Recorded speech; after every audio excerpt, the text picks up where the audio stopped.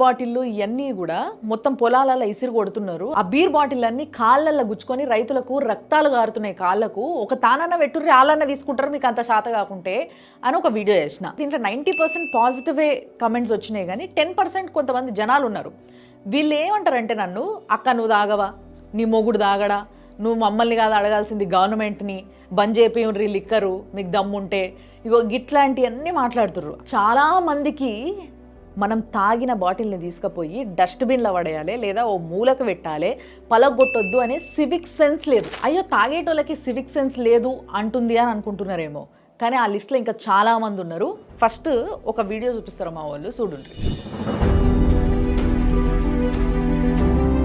ఇది యూపీ అసెంబ్లీలో ఒక ఎమ్మెల్యే జర్దాపాను బాగా నమిలి ఉంచిండు.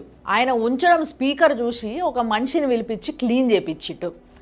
అసలు ఎంత సిగ్గులేని పని.